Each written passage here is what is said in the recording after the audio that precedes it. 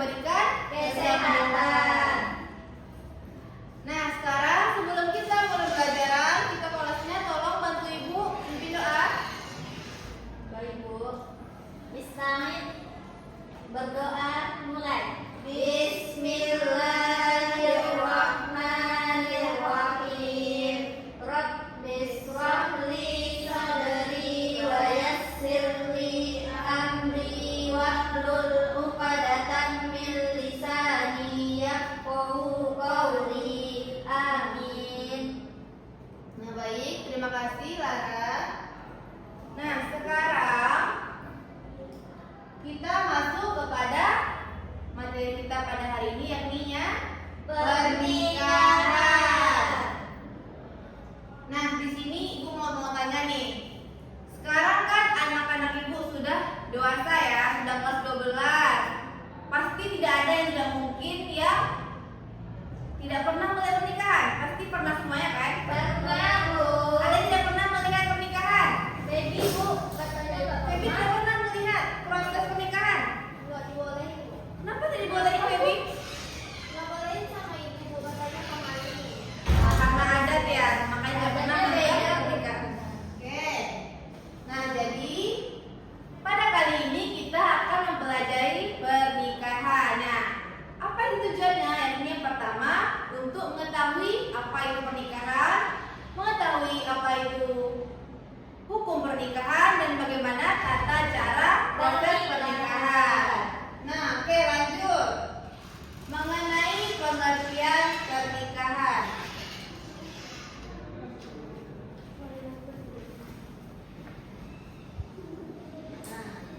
Jadi secara bahasa, pernikahan itu berarti mengumpulkan, menggabungkan, menjodohkan, atau bersenggama. Bersenggama disebut juga dengan wali. Nah, jadi itu pengertian dari pernikahan. Nah, dalam istilah bahasa Indonesianya, pernikahan disebut juga dengan kawin. Kawin, tahu ya kawin? Ada lagunya, Bu. Oke, ada lagunya ya. Iya, Bu. Oke.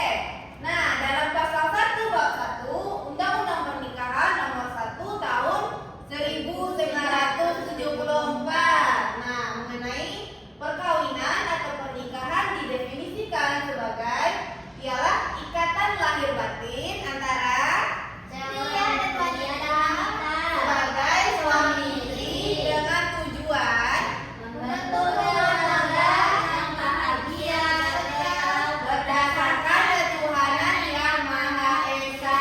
Jadi itu tujuan dari pernikahan ya. Iya. Di sini anak-anak Ibu pasti mau menikah semua kan? mau tapi belum waktunya. Belum waktunya, atau mungkin ada yang habis tamat SMA. Mungkin Bu, Beberapa bulan lagi kita kan akan mau ke pernikahan nih. Ada yang mau langsung menikah mungkin. Oke, ada yang mau langsung menikah ya berarti. Ya, Masya Nah, Allah. cuma untuk sarankan ya untuk anak-anak Ibu, alangkah lebih baiknya untuk melanjutkan pendidikannya dulu. Iya, Bu. Jangan pendidikan dulu ya. Kalau bisa, Ibu menyarankan untuk melanjutkan pendidikan terlebih dahulu karena pendidikan yang utama.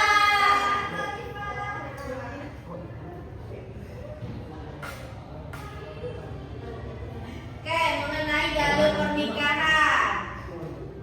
Siapa yang mau nih bacain di depan dalil pernikahan? Lara, tolong Ibu bantu maju ke depan. Baik, Bu. Lara kemarin juara ya, Becky? Iya, Masya Allah, ya Alhamdulillah, Bu. Masya Allah. Nah, sekarang silakan Lara. A'udzu billahi minasyaitonir rajim. Bismillahirrahmanirrahim. Fa in khiftum alla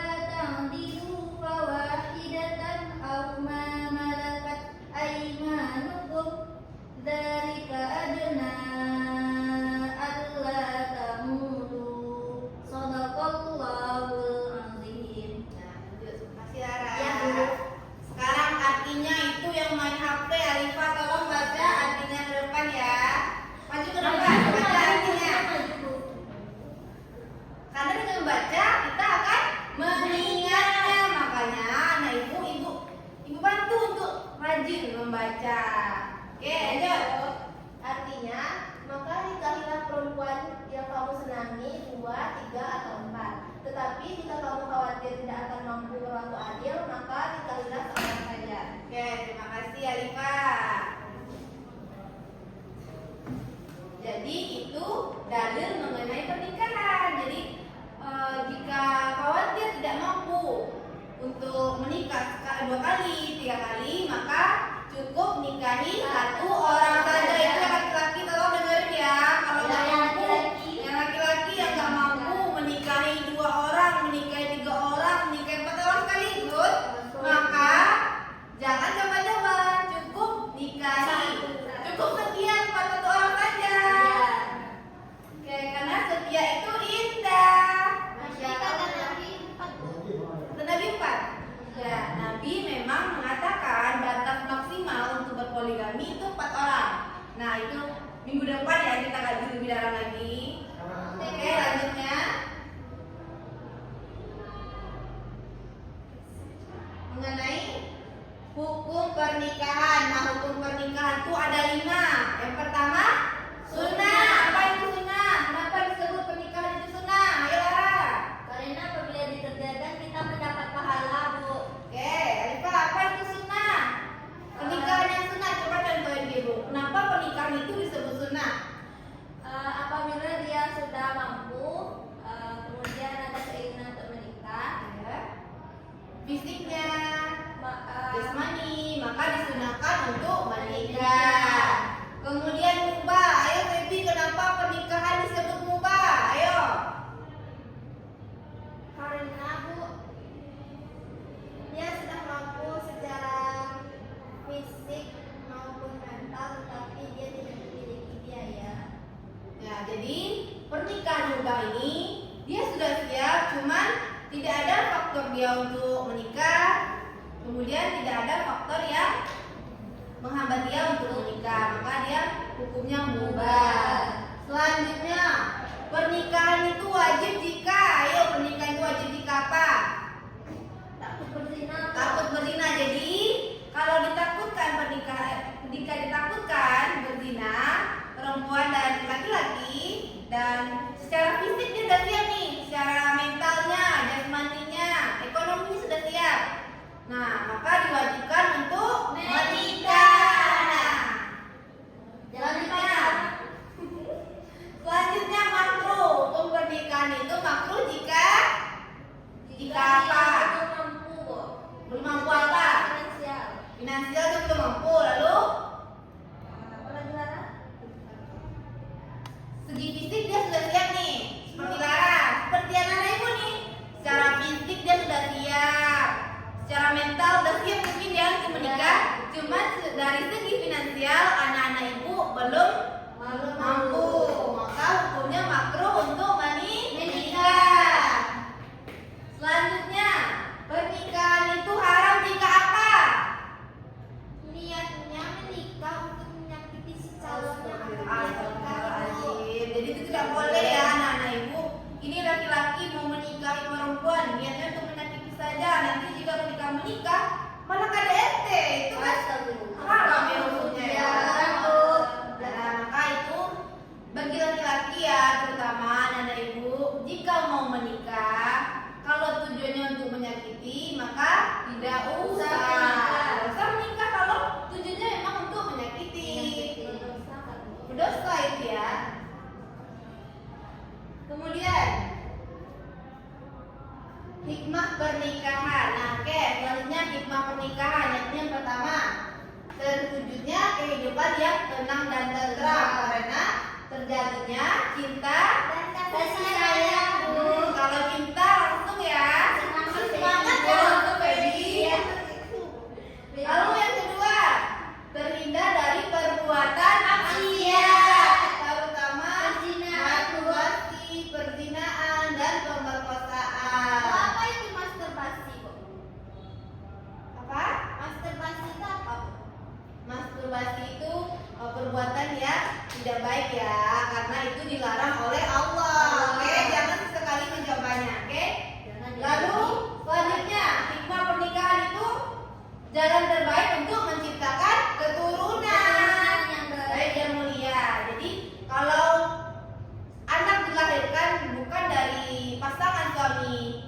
istri yang halal, maka itu haram ya.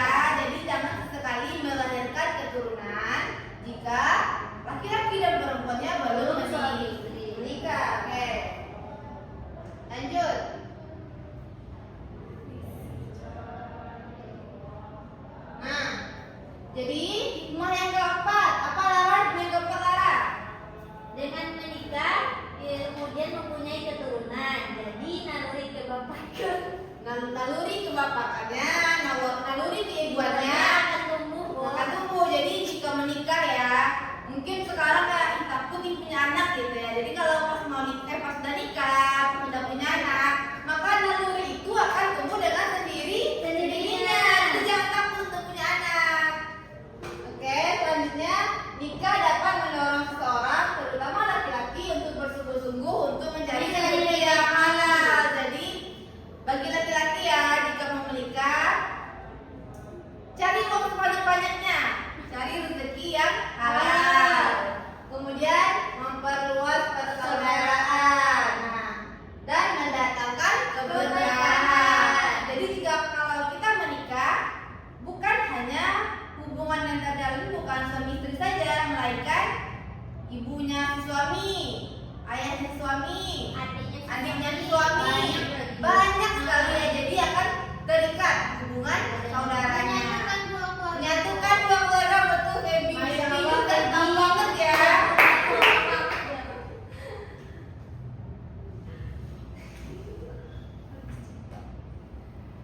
Nah, lanjut mengenai rukun. Nah, ini terakhir nih, rukun dan syarat pernikahan. Nah, yang pertama, syaratnya yakni calon suami harus muslim, merdeka, berakal, benar laki-laki. Nah, jadi kalau laki-laki pura-pura laki-laki apa sih namanya tuh? Banci ya, banci. Nah, nggak boleh ya. Kemudian adil dan mempunyai dan hubungan mahram dengan calon istri. Jadi kalau itu adiknya si suami, maka tidak boleh menikah. Jadi kalau kita menikah ya, tidak boleh dengan hubungan mahram kita ya, anak-anak. Iya, Bu. Kemudian calon istri, syaratnya yang pertama harus muslimah, seperti anak-anak ibu ini nih, muslimah semuanya ya. Ini termasuk sebagai syarat calon istri dan soleha. Nah, kemudian benar-benar perempuan. Nah, ada tuh kasusnya ya. Dia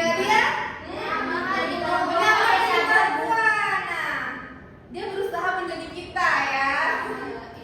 Kemudian telah mendapat izin dari walinya, tidak bersuami atau tidak dalam masa iddah, tidak mempunyai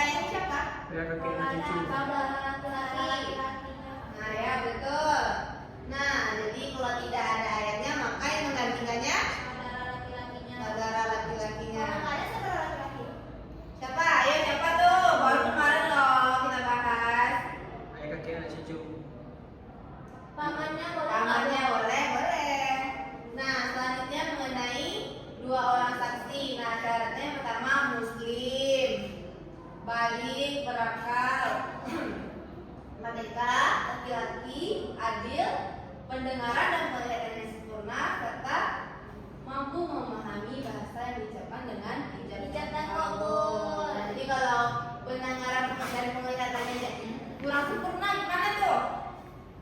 Ya, maka tidak bisa menjadi saksi.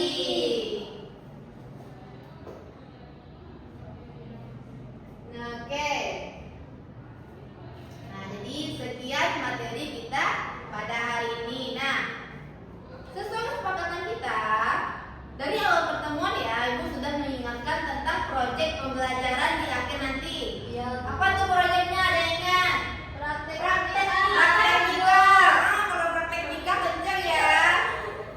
Nah, jadi itu ya, tolong tunjuk siapa nanti, siapa pengantinnya, siapa walinya. Oke, siapa mempelai prianya? Saki sama Faifi sama Zakaria. Nah, oke, itu ya tolong ingat-ingat lagi ya, itu sebagai tugas akhir kita nanti. Baik, Bu. Nah, pakai acara sana, Bu. berarti ya, Bu, itu.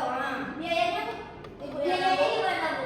Biayanya nanti kita rumuskan bersama-sama, oke? Oke. Nah, sekarang siapa yang bisa menyimpulkan pembelajaran kita dari awal hingga akhir? Ayo, siapa yang bisa? Lara, silakan. Lara dari tadi Ibu lihat tidak menyimak ya. Baik, Bu. Ke depan, Lara. Nah, oke, Lara, simpulkan pembelajaran kita hari ini. Baik, Bu. Materi kita pada hari ini yaitu mengenai pernikahan. Pernikahan itu sendiri adalah menyatukan atau menjalin hubungan antara seorang laki-laki dengan perempuan dengan cara yang sah sesuai dengan syariat Islam.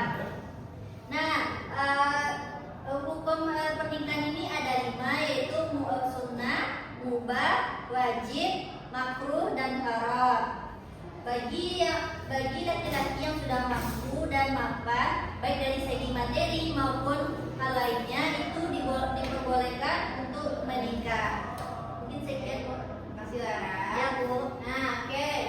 Dari kesimpulan tadi, nah dapat kita tarik kesimpulannya bahwa pernikahan itu ialah menyatukan ikatan laki-laki dan perempuan dalam satu hubungan